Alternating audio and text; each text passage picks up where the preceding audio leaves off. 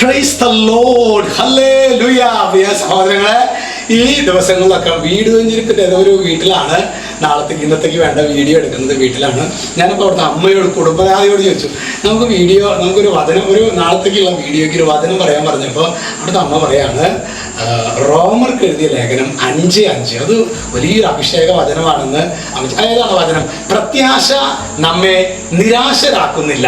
പ്രത്യാശ നമ്മെ നിരാശരാക്കുന്നില്ല. കാരണം നമുക്ക് നൽകപ്പെട്ടിരിക്കുന്ന പരിശുദ്ധാത്മാവിലൂടെ ദൈവത്തിൻ്റെ സ്നേഹം നമ്മുടെ ഹൃദയങ്ങളിലേക്ക് ചൊരിയപ്പെട്ടിരിക്കുന്നു. അതായത് പരിശുദ്ധാത്മാവിലൂടെ ദൈവസ്നേഹം നമ്മിലേക്ക് ചൊരിയപ്പെടുന്നു. അതാണ് പ്രത്യാശ നമ്മെ നിരാശരാക്കുന്നില്ല എന്ന് പറയുന്നതിൻ്റെ കാരണം. പരിശുദ്ധാത്മാവിലൂടെ ദൈവസ്നേഹം ചൊരിയപ്പെടുക. പ്രിയ സഹോദരങ്ങളെ, നമ്മുടെ ജീവിതത്തിൽ നമ്മളൊന്ന് ചിന്തിച്ച് നോക്കിയേ. നമ്മുടെ ജീവിതത്തിൽ എപ്പോഴും ചിലപ്പോൾ ഒരു കാര്യം നടക്കുന്നില്ല, ഒരു സന്തോഷമില്ലായ്മ, ഒരു മ്ലാനത, ഒരു ആത്മവിശ്വാസക്കുറവ്. ശരിക്ക് അത് ഈ വചനമാണ് സഹോദരങ്ങൾ.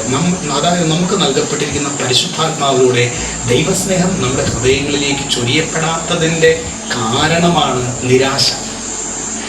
അങ്ങനെ ഈ പരിശുദ്ധാത്മാവിനാൽ ചൊരിഞ്ഞ ദൈവസ്നേഹം നമ്മളിലേക്ക് ചൊരിഞ്ഞ പ്രത്യേകത എന്താണെന്നറിയാവോ?